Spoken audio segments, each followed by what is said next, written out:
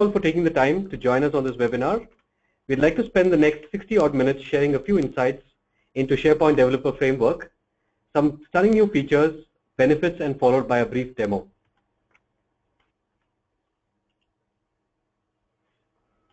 So as with most webinars, this webinar will be recorded and emailed to all attendees. You are free to post questions by clicking on the question box in the control panel, and we'll attempt to address all your queries towards the end of the webinar. Please note that all attendees are in mute throughout the webinar. I would encourage you to send us your feedback through the email address provided below. So before we dive deeper into today's topic, I'd like to give a short summary about Trigent Software. We are a mid-level Microsoft Gold certified software development company based out of Boston with a strong development backbone in Bangalore, India. We are successfully operated for over 20 years with global revenues of over $30 million. We have built technology centers of excellence in SharePoint, Office 365, Yammer, Windows Azure, and mobile. Our journey with Microsoft dates back to early 2000, and over the last decade, we have executed over 100 successful SharePoint enterprise deployments, and we have an in-house competency of 100 plus Microsoft certified consultants.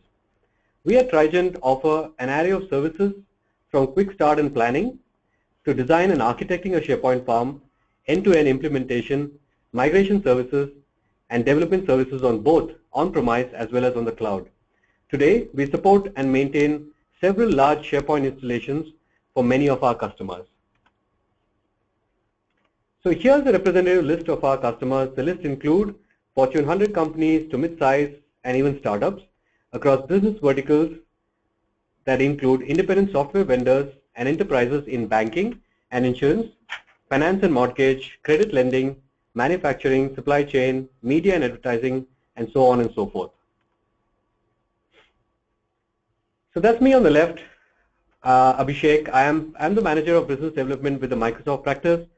Here at Trigent, I come with a decade of experience in technology sales and consulting, and my colleague on the right, Guru Swami, a senior SharePoint module lead with Trigent. Hello everyone, good afternoon. My name is Goswami JT and working as a module lead. I'm working as web developer, having a decade of experience in Microsoft products and technologies. This is the agenda for today's session. I will discuss about evolution of SharePoint development, introduction to SharePoint framework, Office 365 developer tenant and Microsoft Azure subscription, and the operations in Azure environment.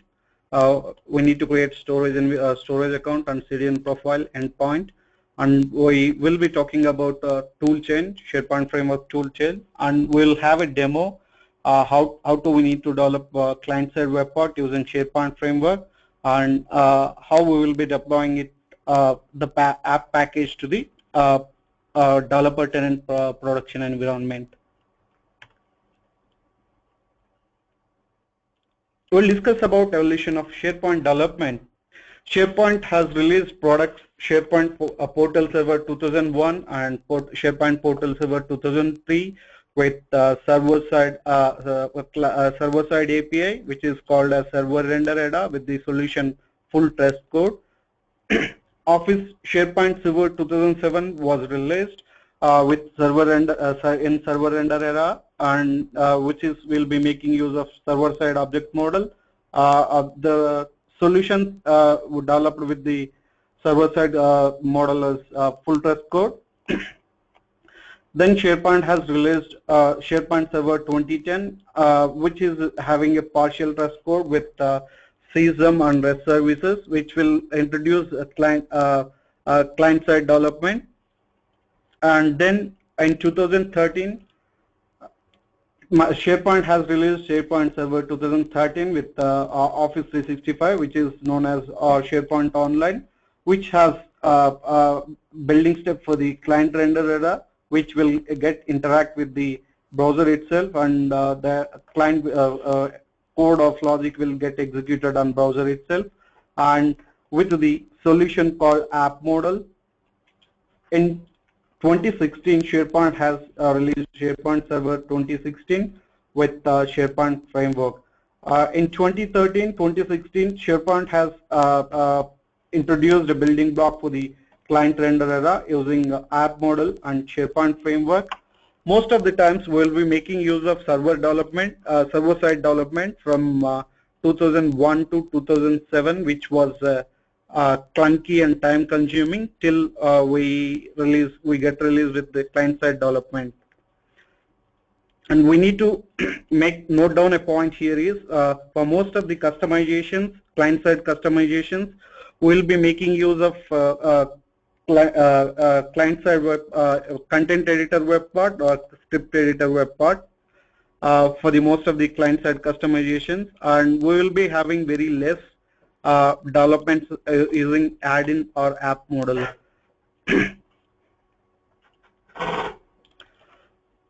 We'll be making use of JavaScript injection for most of the client-side customizations. We'll discuss about this development methodology, advantages and disadvantages. We'll talk about advantages, which is very simple and easy to make use, simple to deploy, easy to update JavaScript code, and the code can be reused across the pages if we make use of content editor web part, and which will be rendered within a main page or within a page context, which doesn't make use of iframes. When it doesn't make use of iframes, it will be very easy to make use to make responsive as well. All the pages will be responsive, so it's good approach, and it will be easy to update the SharePoint JavaScript code using SharePoint Designer. We'll discuss about disadvantages. We won't be able to add to the App Store, and we can't easily provide the configuration options. And when we make use of configuration options in the out-of-the-box web parts, it will be a round trip for the server. And also the web parts, content editor or script editor web parts are not marked as safe for scripting when we make use of self-services, and it is lack of support for multiple views as well. We'll discuss about the SharePoint app model, which is currently known as add-in model. Advantages: app will be used as a deployable component and can be uploaded to the App Store. And when app parts have been configured, we will be having an option to provide configuration labels or properties. And app part will support in multiple pages as views as well. We'll discuss about disadvantages. App parts are rendered within iframes. When the code or logic was rendered with made use of iframe, it will be not easy to make responsive, as the iframe width and height will be fixed, and we won't be having ability to update the code from designer as well. Based out of these, Microsoft SharePoint has introduced another development approach or model, which will be having team sites. As of now, current team sites and publishing features are customized by making use of the SharePoint framework. SharePoint framework is a first and third party tool. First and third party tool means which is in-house component of Microsoft, and it can be used by its partners as well. We will discuss about modern pages and client web parts, and also new development model and the new deployment possibilities. SharePoint framework is a modern client-side development framework, which will be lightweight, mobile-first, and cloud-first framework, which will support backward compatibility, and the tool chain supports open source development tools and JavaScript frameworks, which is an agnostic, and also it provides Microsoft Office Graph interaction and line of business systems and cloud services interaction as well, which will minimize the barriers to the client-side development, which will get executed in the current context of the user and connection within the browser, and which doesn't make use of iframes, which will enable the developer to access the page lifecycle, including the methods render, load, serialize, and deserialize, and also we can make use of configuration changes and many more. As of now, SharePoint framework is still in preview. That means we we don't want to, we can't make use of for the a production deployment or production use. This is available only for the cloud Office 365. That means our Office SharePoint Online. And Microsoft engineering team is planning to release SharePoint framework for SharePoint 2016 on premises as a feature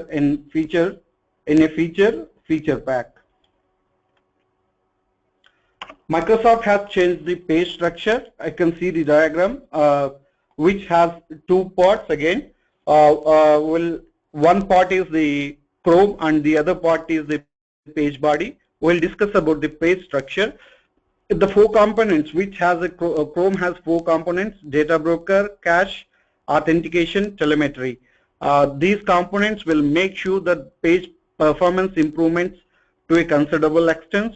With the growth of the surrounding technologies for the client side, it's been a big complaint that SharePoint's capabilities are late to get update.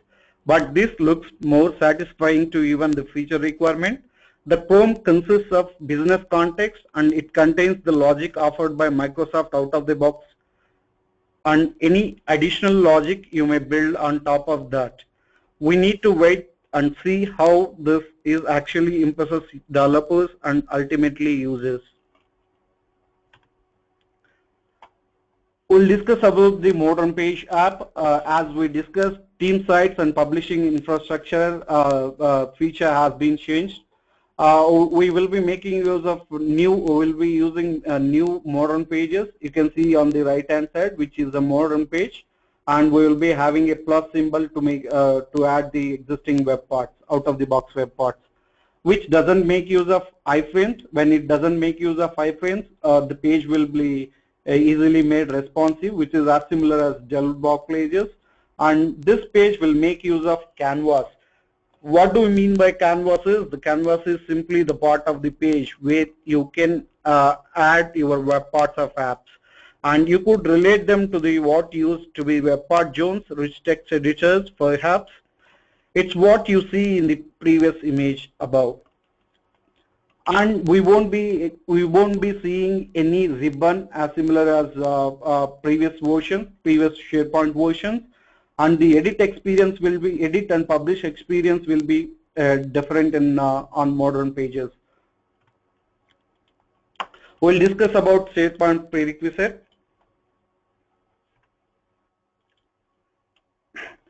To make use of SharePoint framework, we need to set up an environment, which will be a Office 365 developer tenant subscription. You can see that on the right hand side there is a diagram which shows the developer site template. We need to create a developer site collection using the developer site template. We need this site collection to for the remote app development, and also we need to update the document library with the single line of text client side application ID. Due to time constraint, I am not going to show all these as every developer will know of how to create a site collection. And we need to create a app catalog which will be required for the publishing add-ins. You can see the diagram, and you need to go to the SharePoint admin, central admin, then you click on the apps, then you click on the app catalog. It will get created if you click on OK. And we'll discuss about Microsoft Azure subscription. We need to make use of Office 365 user administration account, which we use for Office 365 developer tenant, and we will be creating Microsoft Azure storage account, CDN profile, and endpoint for the client side web part app package. Prerequisite. These are the prerequisites which will make use of by SharePoint framework. Node.js, an open source and class platform which will be used for JavaScript runtime built on Chrome's V8 JavaScript engine. Node.js is an ecosystem which is tightly coupled with Node Package Manager and task runners such as Gulp. Node Package Manager will be used for manage dependencies and other JavaScript helpers. Gulp Task Runner, you can install the Gulp Task Runner on your local machine using the below mentioned command, which will compile, bundle, and minify the JavaScript and resource file, for example CSS files. and which will automate the painful and time-consuming tasks in the development workflow. We are using Webpack. Webpack will be used for bundler that takes your JavaScript files and its dependencies. TypeScript, an open source editor which is developed by Microsoft. A TypeScript types superset of JavaScript language and compiles it into a plain JavaScript. And TypeScript, Microsoft says that it is recommended to learn TypeScript. And next, human generated. We can install human generator using the below mentioned command, and which is a web scaffolding tool for the modern web apps. Source code editors. We are making use of lightweight source code editors, and we will be using Visual Studio Code, which is from Microsoft, Atom, Sublime, and JavaScript frameworks. There are a number of JavaScript frameworks which supports. As of now, the framework supports. Framework has option for the React and Knockout. We can make use of Angular and the other many more JavaScript framework as well. And we have given an inline reference for each prerequisite. If you want to make use, if you want to go through in detail, you can go. You can serve the inline references provided in the slides. Client-side web parts using SharePoint framework. For developing a web part, we need to make use of any of the command line tool. It could be a PowerShell, Node.js, or CMD. We need to create a folder, and we need to make that folder as a current folder. Then we will make use of the command for the SharePoint project generation. I'm just going to the command prompt. In my case, I'm making use of Node.js command prompt.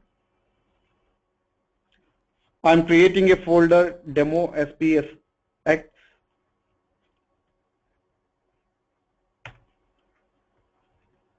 I'm making that as current folder.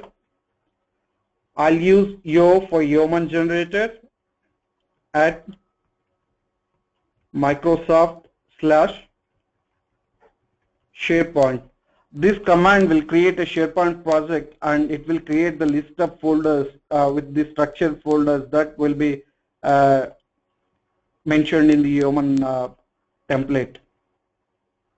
As this will take a couple of minutes time, meanwhile we'll go to the next slide. We'll discuss about the web part build flow, how it will be. As we discussed it in the previous slide, we need to make use of a folder. We need to create a folder, and that current folder has to be made. And we need to make use of yo for human at Microsoft/SharePoint, which will scaffold the SharePoint web project. And if we want to see the project, we want to see the code, we can make use of code space dot, which will open up the Visual Studio Code. And we want to run the client-side web part which we have developed. We can make use of gulp serve, which will launch the local workbench. Local workbench is another tool which is Microsoft has released. We'll discuss about local workbench as well, and we can test that. And when we are satisfied, it can be shipped and it can be packaged, and it can be deployed to the Azure Storage location. Why we want to deploy to the Azure Storage location? As every time in local environment we cannot run the web browser. So we have to deploy this source code files to some place, and we need to provide a bootstrap URL which can be accessed by the SharePoint app. Once we are done with the deployment of Azure Storage, then we will be having an app that will be generated with an extension .sp apk, and that app has to be manually uploaded to the app catalog what we have created.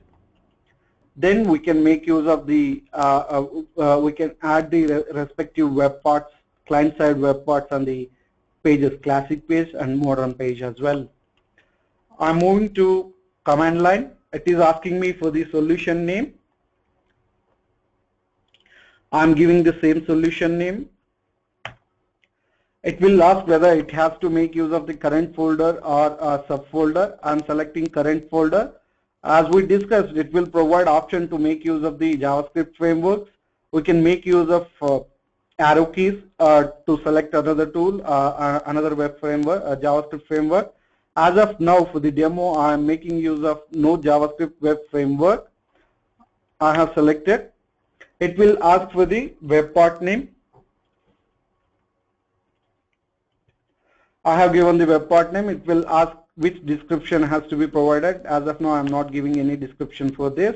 It will create list of files and folders, which will take a couple of minutes. It depends on the system performance, which will go through many tasks. For example, fetching metadata, grabbing things from Node package library, creating folders, file names, adding gulp instructions, and updating Microsoft best practices and standards for creating a framework, a client-side framework, SharePoint framework web part. We'll be seeing warnings as well in the console. We don't need to worry about the warnings, as it says that the methodology things that are deprecated or which we are not making use. And if we get an error, we need to go back and we need to see the documentation, GitHub project documentation. How do we need to make use of the prerequisite? And if we need more information, we can go to the website github.com/SharePoint, which will be having a dev docs. We can go through the dev docs and we can make use of those for the project development. As it will take time, we'll move it. We'll see the operations in Azure. We'll be looking at Microsoft Azure dashboard. We'll create a storage account and we'll create a CDN profile with endpoint as well. In Azure Storage, we have many services offered. One is blob storage, the other one is table storage, queue storage, file storage. As of now, we will be looking at the blob storage as well. We do have a premium storage, which are virtual machine disks. For this demo purpose, we will be not making use of those things. I'm moving to the Microsoft Azure portal. This is my Azure portal. You can see that I have already pinned the CDN profile and Trigent storage account, which I have already created. I have already created because it will take some time to provision these CDN profile and storage account. So I'll just go through what needs to be done for the creation. As of now, I have already created. I won't create the storage account CDN profile. This is how it looks when we want to create a storage account. We need to go to new and click on storage account. It will pop up this screen. We need to provide the name of this storage account. We need to select the deployment model, and we can leave all the option as it is. The main point here, what we need to remember is resource group. If we want to create a new resource group, we can create, and the same resource group has to be used for the other components as well. For example, CDN profile, we need to make use of the same resource group. For example, if you use existing, if you choose use existing, it will display the available resource groups.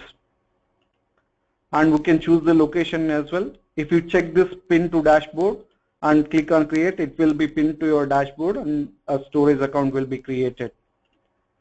This is the storage account, how it looks after creation. The main point here, what we need to note down is we need to make use of access keys for the connection with the Azure environment from SharePoint. We need to copy this access keys and we need to input in one of the files that created in our project, created in our project. Then we need to create a CDN profile account. It will require name and subscription. As we discussed, resource group we need to make use existing. You can select that Trigent BLR. In case it might, in your case it will be different. And we need to select the price tier as well, depends on our requirement. We need to click on pin dashboard. We can check that, and if you click on create, it will create the CDN profile. This is how the CDN profile will look like. and we need to create an endpoint as well. Endpoint is the point where it can be cached resources for the to improve the performance of the Azure or SharePoint. I have already created a endpoint which is Trigent SPFx.azureedge.net. I'll just show you the screen how it will be. You need to enter the name. If an endpoint name already exists, it will instruct us to make use of another name. We need to select the origin type. As of now, in our case for the demo, it will be storage. And we need to select the protocol and origin host header. When we select the origin type, it will automatically display it. You can click on add, it will create the endpoint as well, as similar as we're seeing on the screen.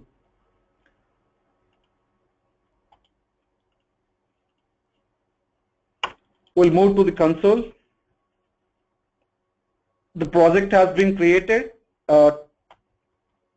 I'll use code space dot to open the Visual Studio Code. It will open up the Visual Studio Code. You can see that it's opened Visual Studio Code. On left hand side, you can see the list of folders that it has created. It has a config, node modules, SRC typing. We'll discuss about this folder structure.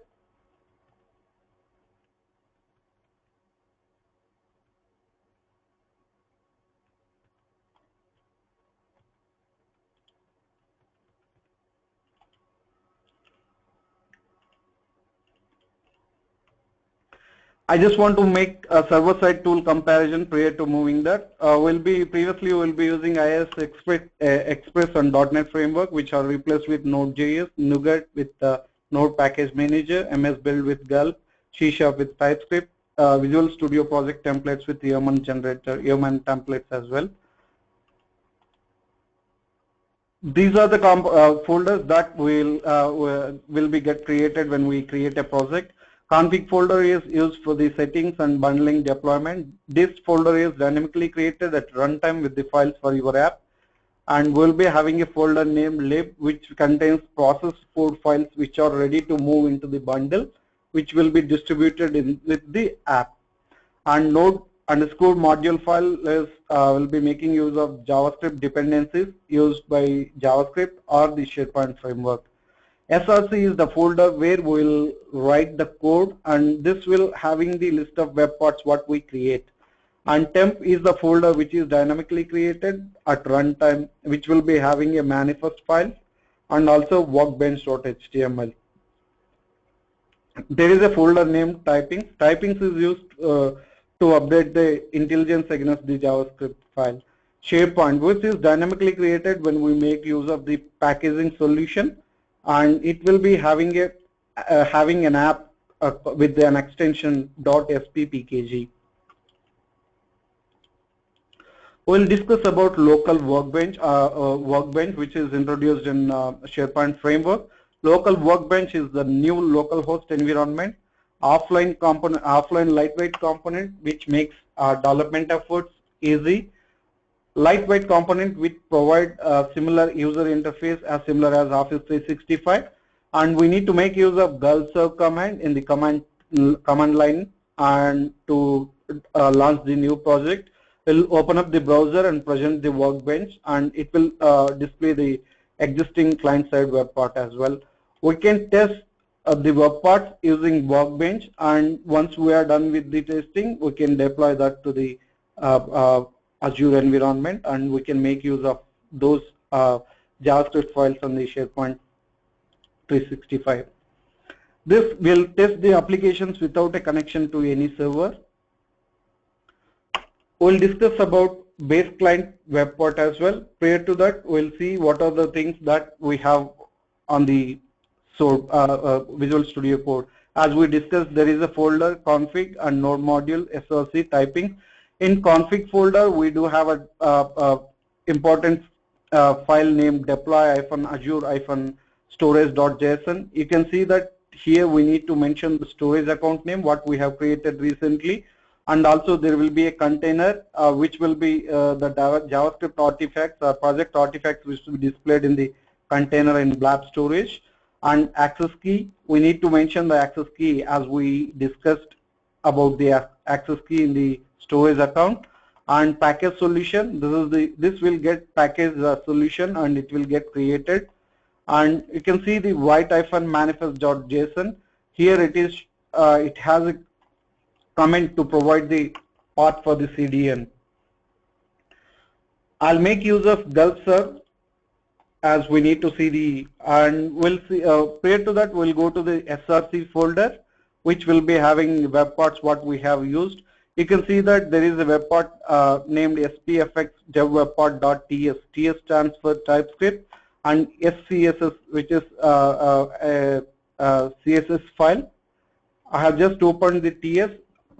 We'll discuss about the web part code now.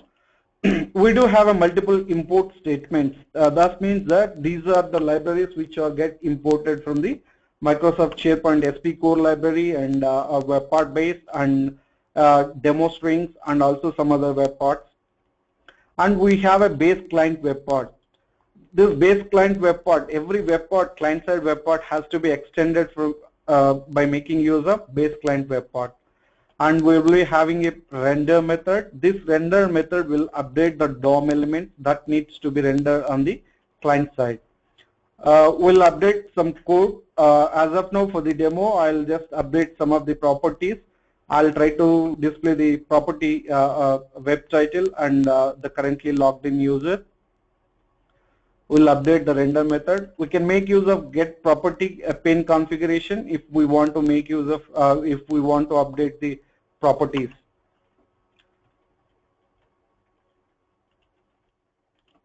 I'll run gulp serve.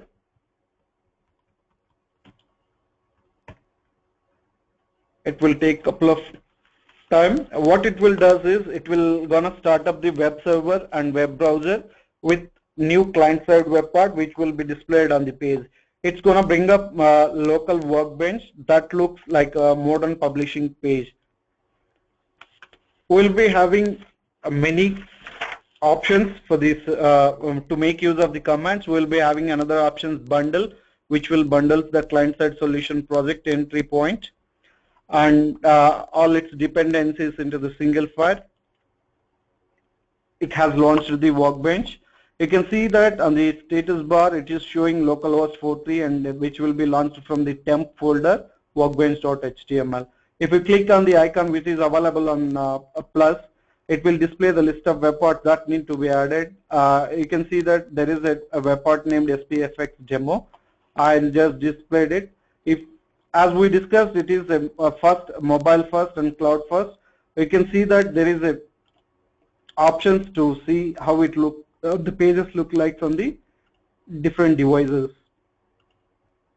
And when we want to make edit of the page, you can click on the left hand side icon which is pen icon. You can change the title, which will immediately change. And if you want to delete that web part, you can make use of the delete icon which is showing as of now.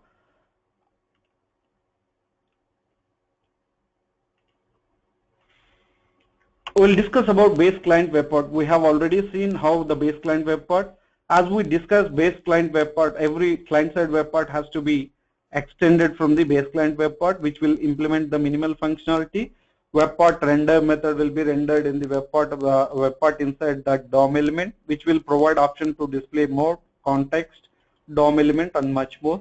We can configure the web part property pane, and web part manifest will be having details such as version, ID, display, name, icon, and description. This is how the development process will be. As we discussed, there will be a folder SRC, and that folder will be having all the web parts and the logic that we have written, and which will make use of gulp task runner, and which will be having a source code of TypeScript, and it will call for the local workbench. And local workbench will be served with the web browser, and that will be launched with the new client-side development web part. If we want to make use of the same thing on the SharePoint, we can make use of workbench.aspx page, which will be available on the github.com/SharePoint. You need to download that ASPX file and you need to upload that ASPX file to the document library as we discussed previously, where we have created a single line of text column, and then we need to deploy the JavaScript artifacts, project artifacts to the Azure Storage account and CDN account which we have created. Then the .stpkg will be deployed, manually deployed, uploaded to the SharePoint app catalog, and then we can make use of the newly deployed client-side web parts without running Gulp server on our local client machine. We'll see how will be code running on local workbench, local workhost. We have already seen. We'll see the another facility which is live reload facility using Gulp Watch, and we can make use of code running in the workbench on Office 365 tenant as well. I'm just moving to the console. I'm moving to the Visual Studio Code. I have a code which already written to display the web title and name of the current logged in user. I'll just make use. What am I doing here is I'm just updating the font color, and I'm just trying to display the web title and username from the context page. I'll just save. For saving, we need to make use Control S. You can see that the command prompt will automatically make use of the serve, and which will be automatically updated on the localhost. You can see that there is a local workbench which is with the red color, and user 1 is highlighted with the yellow color. I'm going to stop the server now. Why I'm stopping is as we don't want to make use by the server for the another session. I'll execute another commands. Gulp. Prior to that, we need to update to the Visual Studio with the storage account name. I'll just copy the storage account name and access key as we discussed, which are in the config folder. We need to update this storage account, then save, copy the access key, paste it in the access key, then save, move to the console. Gulp bundle -ship, which will be executed in the ship mode. You can see that it will be displayed in ship mode. We do have many commands that we need to make use of. We can make use of bundle for bundle the client-side solution project entry point and all its dependencies into a single JavaScript file. And when we use serve the client-side solution project and assets from the local machine. When we make use of package-solution, which will packages the client-side solution into a SharePoint package. When we make use of deploy-Azure-storage, which will be deployed to the Azure environment. Now we'll make use of Gulp deploy-Azure-storage, which will be deployed to the Azure storage account. The code will get execute. Meanwhile, what will happen will we make use of bundle. Bundle will be picked up from the distribution folder, and by default it starts with from a debug build. As of now, we know that there are two builds. One is debug and the other one is release build. When we make use of Gulp bundle --ship, it will be released in the build will be in release mode and shipped to the production. So both arguments are interchangeable. The build modes are self-explanatory and no different from the builds you have done. Sorry. Deploy Azure storage. It will be deployed to the local Storage Azure environment.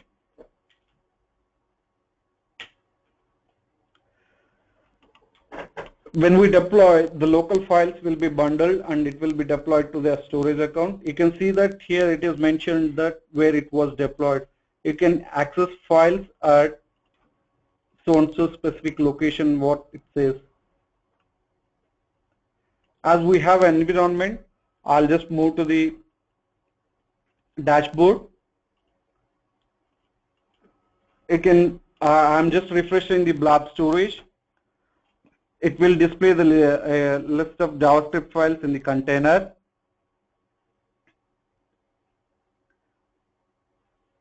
You can see that there is a file which is named with demo SPFx.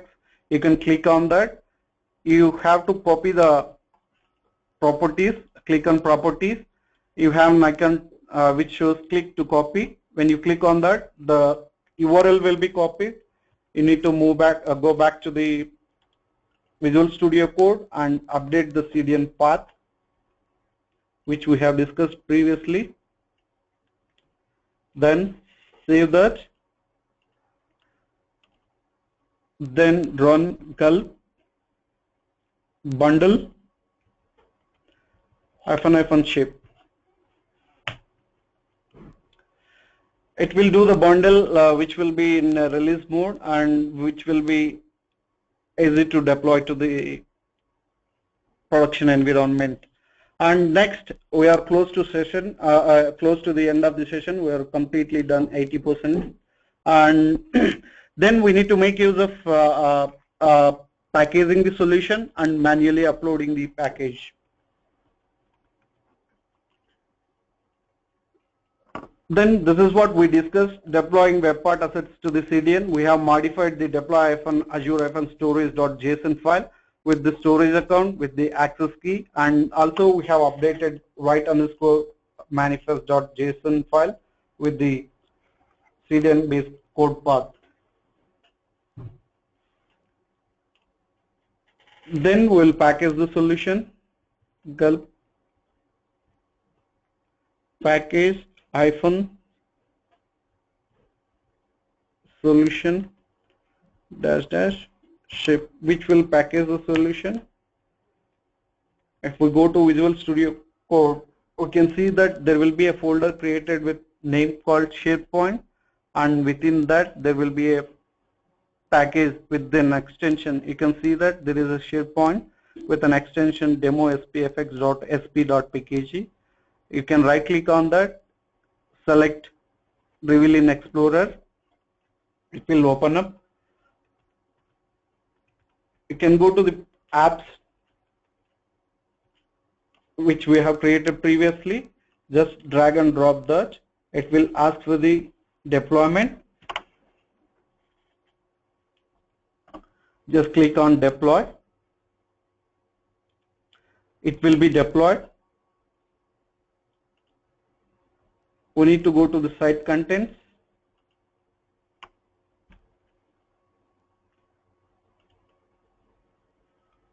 Click on site settings, site contents.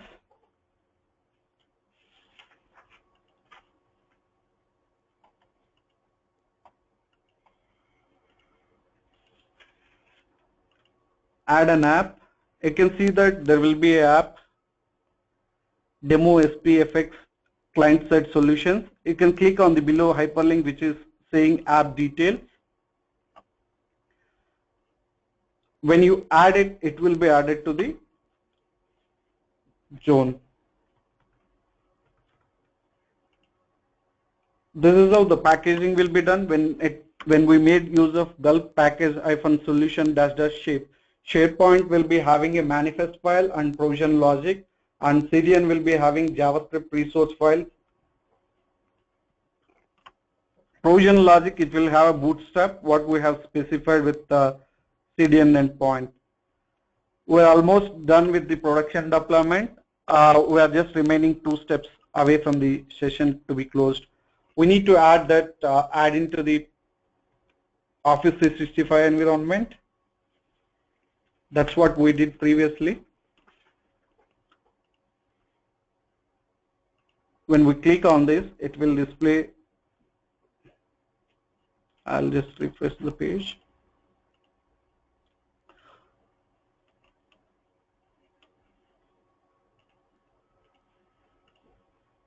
We'll be having two types of pages. One is classic page, the other one is modern page. Classic page is the page which we have created with the old style, and the page which is created from the new add page will be a modern page.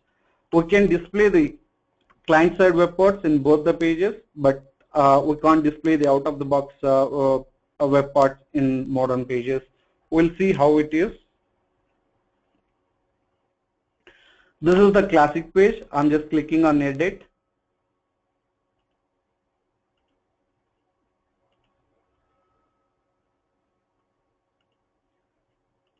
And if we want to display the modern page, I'm going to the URL SPFx.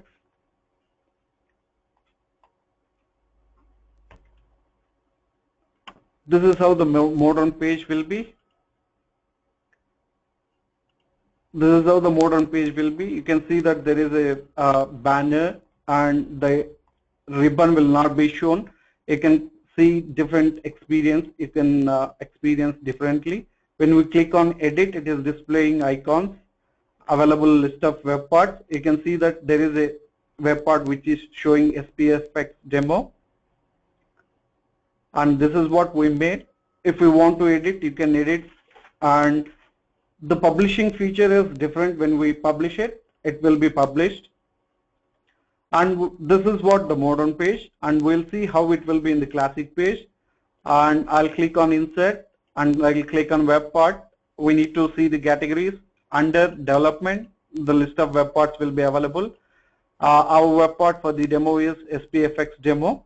I can click on add, it will be added. And if you want to edit this web part, it will be different, as similar as old web part. You can make use of the menu. You can click on edit. It will display the options available. You can click on configure.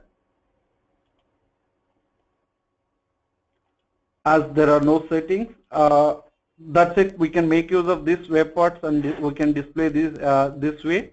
And I'm saving this. As we discussed, modern web parts will be different. Modern web pages will be having a different experience compared to the classic web parts, classic pages. I hope we are done with the session. As of now, we have covered all those things. I'll take a time, 2 minutes to say that thanks for your time, and the session is open for the questions now.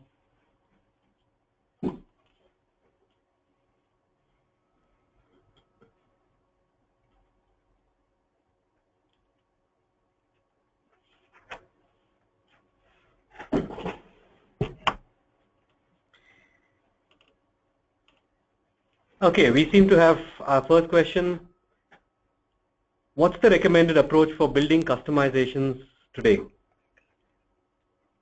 So I think, as the SharePoint framework is currently in preview, we recommend that most organizations use the existing add-in models for building SharePoint customizations. I hope that answers your question.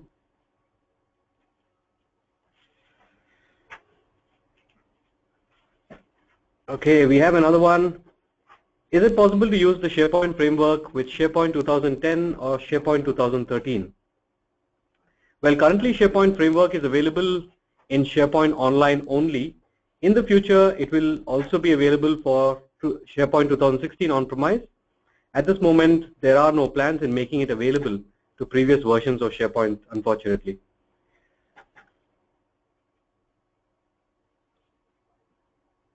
We have one more question asking for, is it necessary to use Azure Storage account for CDN? Can't we upload files and web parts on SharePoint side? We can upload it, but as of now, doc says that this is what the process. We can make use of SharePoint environment for the upload as well.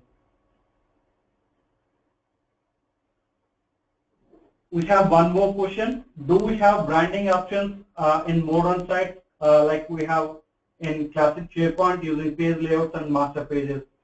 As of now, as per my experience, we don't have branding options in the modern pages. I hope in future SharePoint engineering team will consider about this. I hope that answers your question. And we have one more question, which is recommended framework between React and AngularJS. As of now, Microsoft says that there is no recommendation. Choosing of a framework based on the developer experience and comfortability.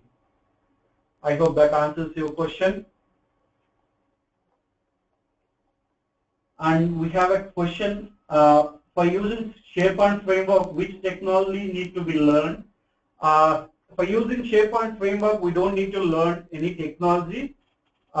We should have knowledge on JavaScript, any of the JavaScript, and it would be appreciated if you learn TypeScript as well. And we have one more question. Do developers need to learn your TypeScript? Yeah, good question. And as of now, we don't need to learn all these things, but having a knowledge, theoretical knowledge, will make productive uses for the tools to learn.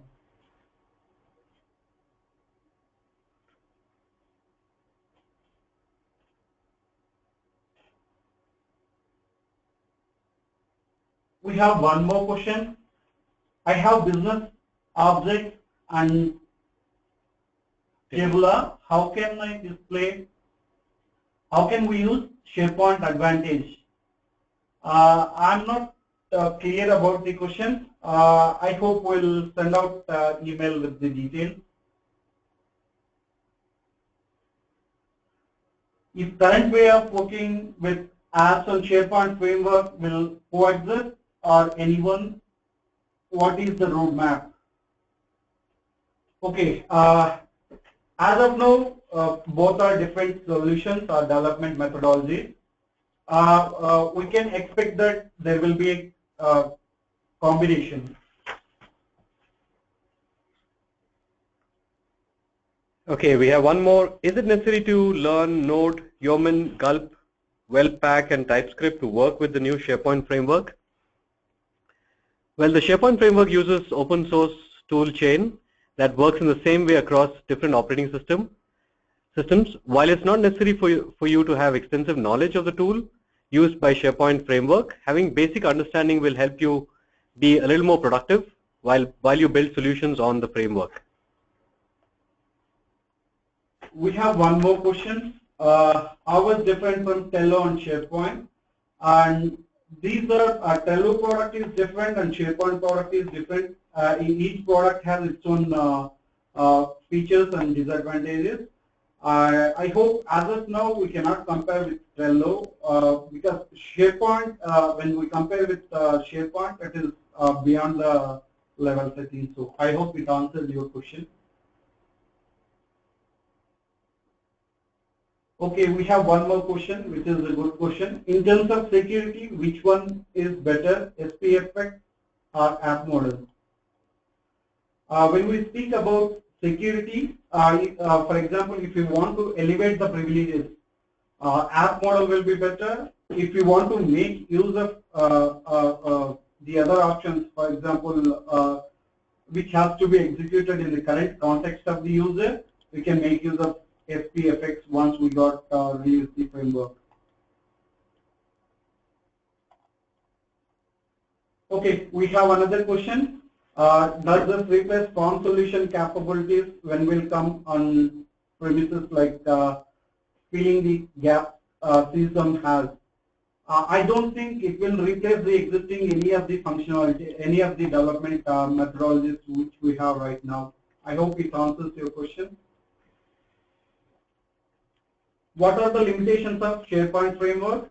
Can you achieve all SharePoint customization, event receiver, timer job, workflow, etc., etc.?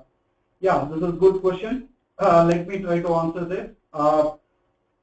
As discussed, one of the limitations is we cannot elevate the privileges. If you want to make use of elevation, you need to make use add-in model. And if we want to make use of event receiver, we do have an option for that, which is webhooks. We need to make use.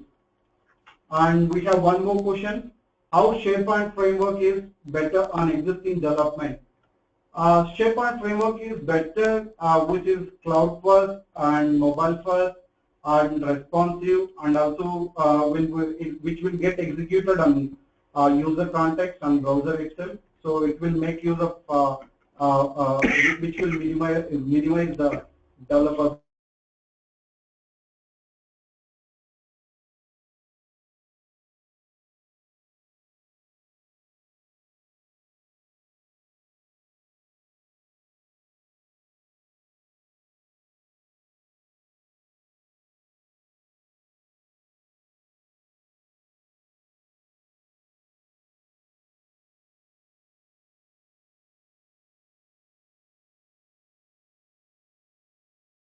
JavaScript 50 database part or 100 database part. Okay, I think we have time for just one more. So I'll take the last one. What impact does the SharePoint framework have on the add-in model? Well, the framework doesn't actually replace any of the existing models. On the contrary, it complements them, and we are quite confident that the most powerful SharePoint customizations will be combined. Will essentially combine the different models together. I hope I've answered the question.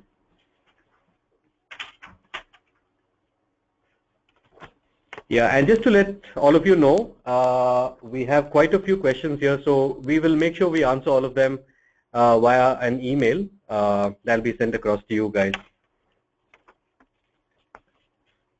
So I think that's about it. So thank you all for your time, and we hope that the session was a great learner.